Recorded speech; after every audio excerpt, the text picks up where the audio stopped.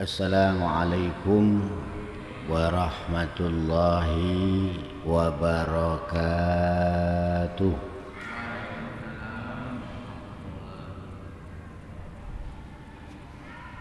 Bismillahi walhamdulillah ala kulli halin wa ni'mah.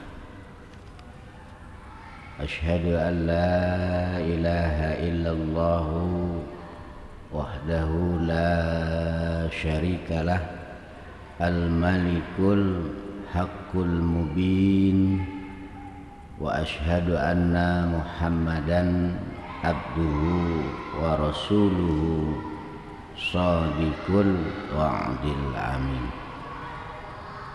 Allahumma shalli wa sallim wa barik ala sayyidina Muhammadin wa ala alihi wa ashabihi ajma'in, amma ba'd.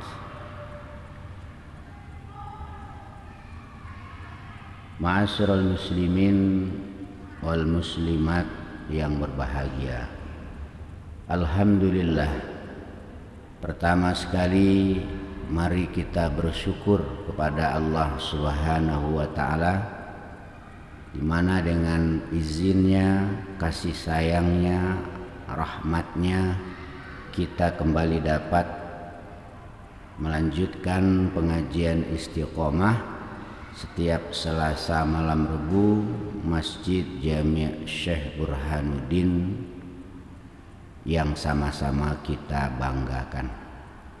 Selawat beriring salam semoga tetap tercurah limpah ruahkan pada junjungan kita Nabi besar Muhammad sallallahu alaihi wasallam beserta keluarganya, para sahabat-sahabatnya, umatnya, pengikutnya yang setia dan istiqomah mengamalkan ajaran dan sunnah-sunnahnya. Mudah-mudahan kita yang hadir pada malam hari ini termasuk umat beliau yang insya Allah akan mendapatkan syafaatnya fid dunya wal akhirah. Allahumma amin ya rabbal alamin. Melanjutkan pembahasan kita minggu yang berlalu. Bismillahirrahmanirrahim. Wa khamisuha ruku'un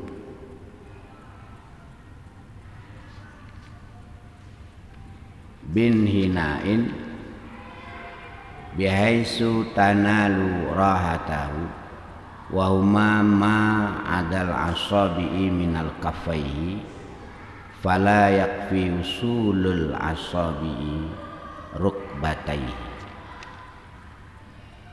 Wa khamisuha, adapun yang kelima dari rukunnya sholat, ruku'un adalah ruku'. Jadi ruku' ini termasuk rukun sholat yang spesial, karena ibadah umat sebelum umat Nabi Muhammad itu tidak ada ruku'nya. Nah, khusus ibadah umat Nabi Muhammad sallallahu alaihi wasallam yaitu ada ruku'nya. Nah, ruku' ini termasuk bahagian daripada rukun sholat. Bin hinain, dengan membungkuk. Bihaisu tanalu rahatahu, dengan sekiranya bisa memperoleh apa rahatahu, telapak tangan duanya orang. Wa huwa, adapun telapak tangan, ma'adal asabi, adalah perkara yang selain jari-jari, ya. Minal kaffaihi, yang tetap daripada telapak tangan. Fala yakfi, maka tidaklah cukup apa usul asabi, sampainya jari-jari, rukbataihi, kepada dua lutut. Jadi ruku itu membungkuk telapak tangan itu sampai kepada lutut, tidak cukup hanya jari. Jadi harus telapak tangan, harus megang apanya, lutut. Nggak boleh di atas, nggak boleh sampai ke tulang kering. Dan ada juga orang ruku itu yang dipegang tulang keringnya. Nah, itu ruku model begitu nggak benar. Atau sampai ke lutut cuma ujung-ujung jarinya, itu juga nggak benar. Nah, yang benar gimana? Telapak tangannya sampai ke tempurung lututnya. Nah, itu baru sah rukunya.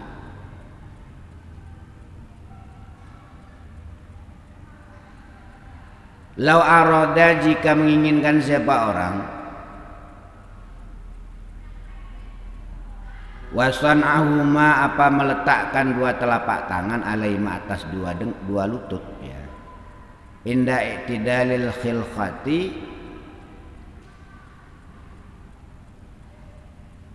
di dalam dua tempurung lututnya, ya. Hadza aqallur ruku, itu adalah paling sedikit-sedikitnya ruku.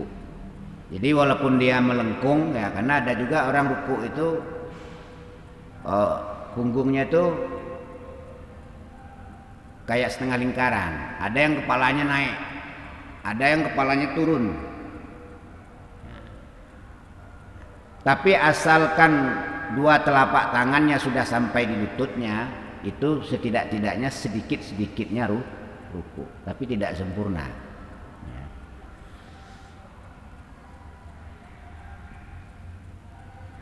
Sempurnanya bagaimana? Wasunnah, dan disunatkan firruku'i, di dalam ruku, taswiyatu zohrin, apa meratakan punggung. Jadi punggungnya diusahakan datar, nggak boleh melengkung. Wa unukin, dan leher. Jadi ibarat ini punggung, ini leher, ini nggak boleh begini, juga nggak boleh menunduk, harus datar. Nggak boleh juga begini. Kadang juga ada orang ruku ini, ada yang ke bawah. Jadi antara punggung dan leher datar dalam keadaan membungkuk. Itulah ruku yang bagus, yang sempurna. Bi ayyumiddahuma, dengan hendak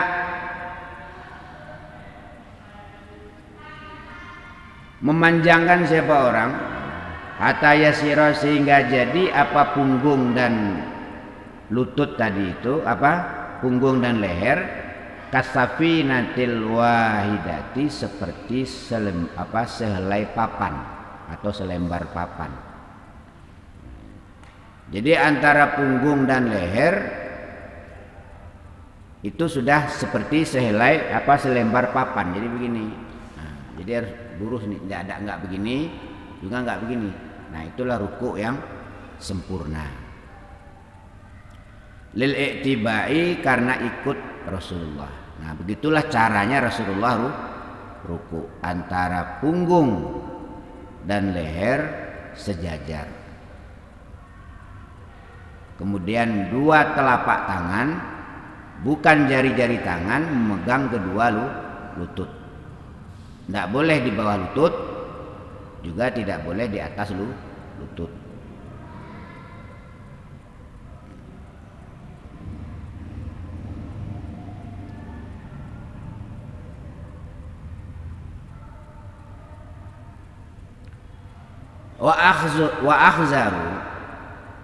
Wa akhzu, dan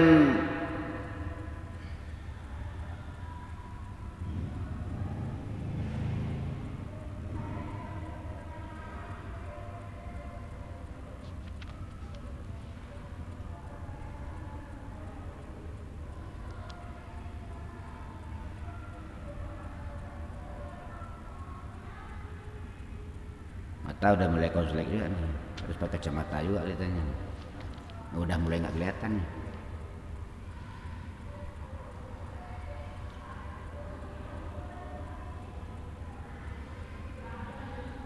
Wa akhzu, dan olehnya mengambil lutut ya, mengambil lutut rukbataihi ya, lutut duanya orang, ma'anas bihima, sertanya merenggangkan ya. Jadi waktu ruku itu lutut, antara lutut satu dan lutut lainnya direnggangkan sedikit ya, jangan dikempit, direnggangkan, kira jarak-jarak 1 jengkal lah antara satu lutut dengan lutut yang satunya.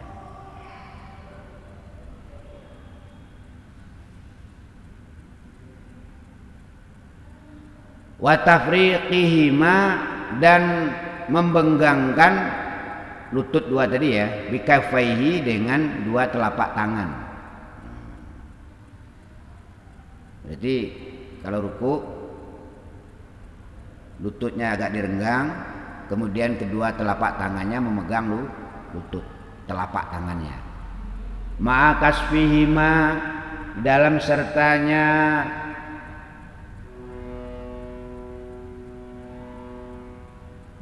terbuka keduanya ya. Wa tafriqati asabihima, dan membenggangkan beberapa jari-jari tangan. Tafriqan dengan merenggangkan, wasatan sedikit ya. Jadi waktu kita memegang lutut itu jarinya nggak boleh begini, dibuka buka gini,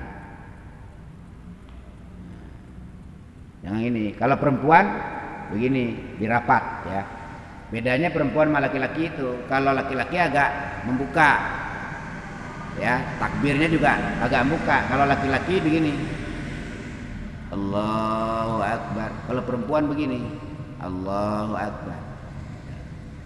Kalau waktu ruku pun, kalau laki-laki dibuka dikit, Allahu Akbar ya. Tapi kalau perempuan dikempit, Allahu Akbar. Kalau laki-laki ya, rukuknya tadi itu agak dipanjangkan apanya, antara perut dengan paha harus berenggang, agak berenggang ya. Tapi kalau perempuan disunahkan untuk dirapatkan.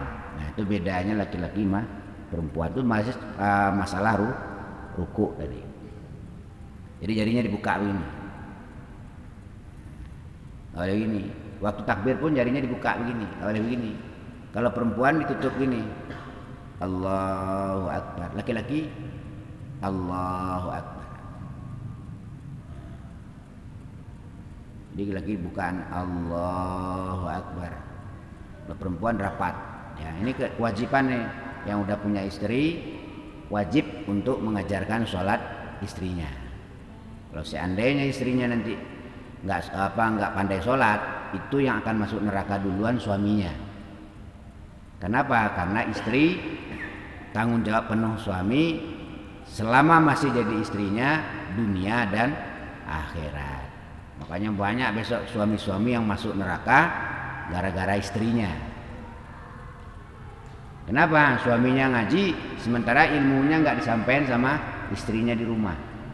Wajib diajarkan cara takbir.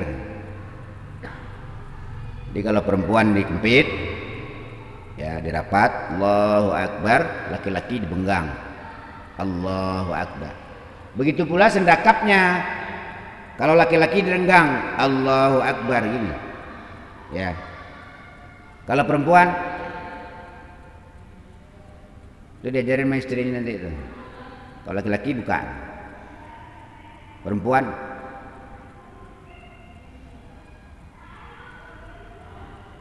masih belum terlambat ya. Selama masih ada nafas masih belum terlambat. Yang repotnya nafas sudah habis, ibadah belum betul, besok sengsara di alam kubur.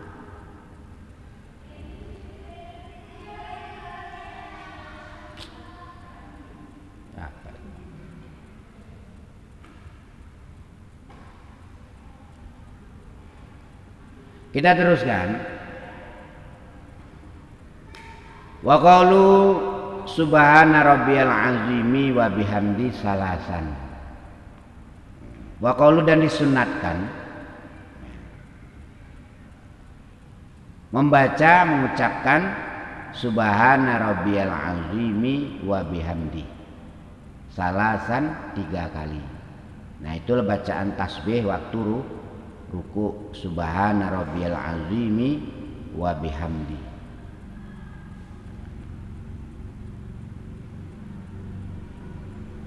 Lil i'tibai karena ikut Nabi.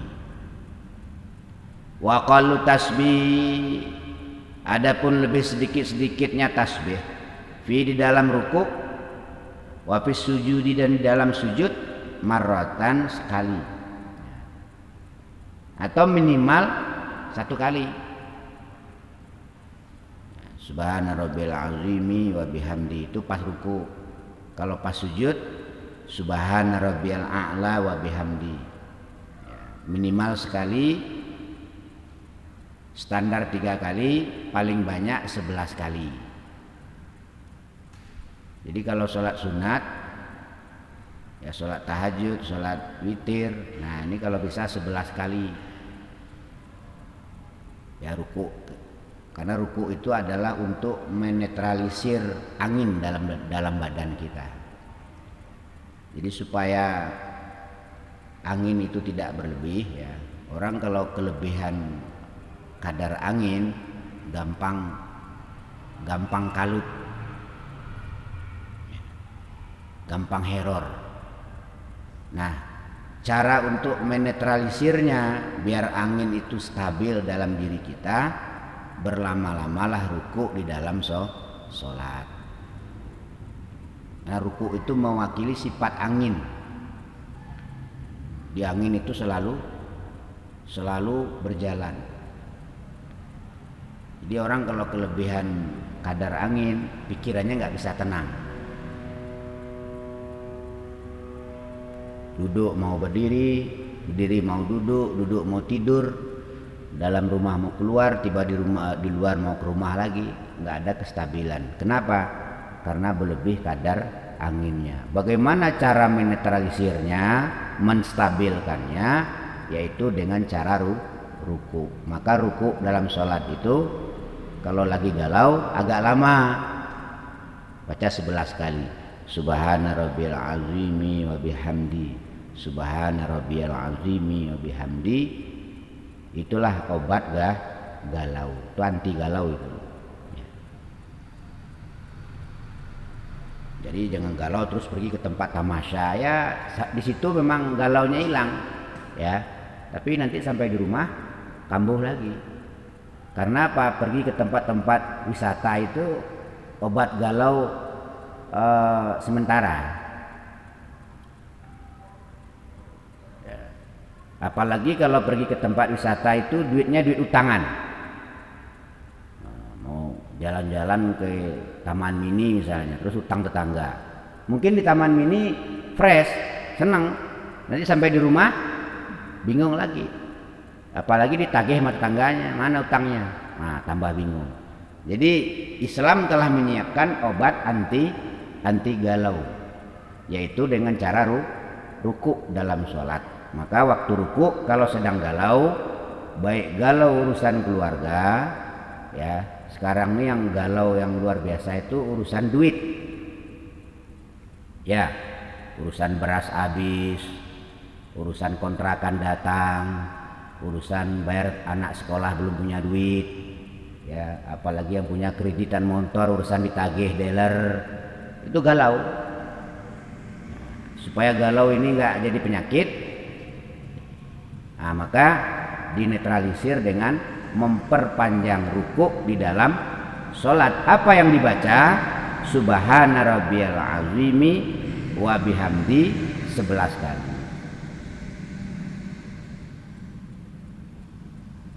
Wa aksaru adapun lebih banyaknya bacaan tasbih ihda asyarata 11 kali. Jadi 11 kali paling banyak. Atau doa boleh. Waktu ruku itu boleh berdoa. Kalau doanya bahasa Indonesia tidak boleh diucapkan, batal. Ya, jadi kalau kita doanya pakai bahasa Indonesia cuma boleh dibatin. Pas ruku, ya Allah hilangkanlah galau hamba-Mu ya Allah. Tapi tidak diucapkan. Kalau diucapkan batal. Tapi dibatin aja. Allah ngerti. Nah, kalau mau diucapkan harus berbahasa Arab. Ruku, la ilaha illa anta subhanaka inni kuntu minadh dhalimin. Boleh. Atau Rabbana atina fid dunya, boleh. Tapi kalau bahasa selain Arab berdoa dalam sholat hanya boleh dibatin.